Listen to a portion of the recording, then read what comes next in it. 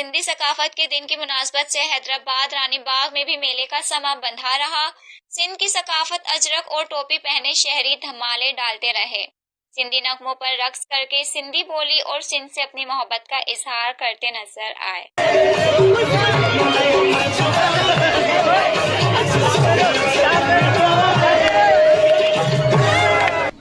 को सिंधी असांजो ॾींहुं आहे, कल्चर डे आहे, उनखे बिल्कुलु मल्हाइबो, शौक़ सां मल्हाइबो।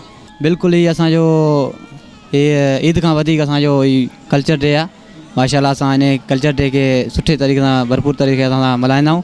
सिंधी टोपी अजरक जो ॾींहुं इहो सिंधियुनि लाइ वॾे फ़ख्र जी ॻाल्हि आहे ऐं असां सिंधी असांखे घुरिजे सभिनी खे हीउ ॾींहुं असां इहो चऊं त हीउ असांजो सिंधियुनि जो हिकिड़ो माना ख़ासि जेको हिकिड़ो को तोहफ़ो ॾिनल आहे ऐं इहो असांखे वॾी माना ख़ुशीअ सां ऐं जी मां इहो चवणु चाहींदसि त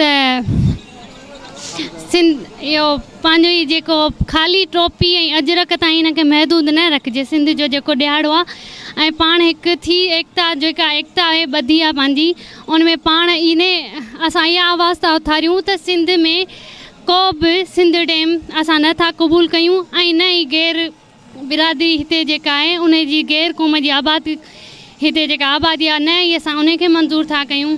जीअं सिंध हक़ मौजूद सदा मौजूद।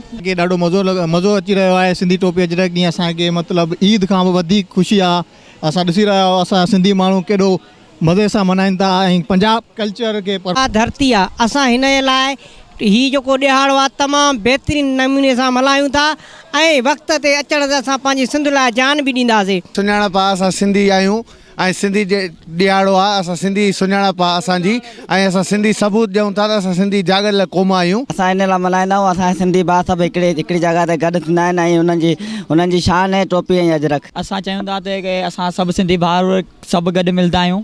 हिकिड़े ॾींहं ते हिकिड़ो ई ॾींहुं हूंदो आहे असांजो सभु सिंधी भाउर जेके बि हूंदा आहिनि असां सभु गॾु घुमंदा आहियूं। ख़ुशी जो ॾींहुं आहे असांजो टोपी अजरक जो।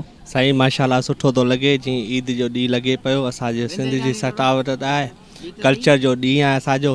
अहिड़ा ॾींहं रोज़ानी हुजनि खपनि पर साल में हिकु दफ़ा थो अचे, सुठी ॻाल्हि आहे।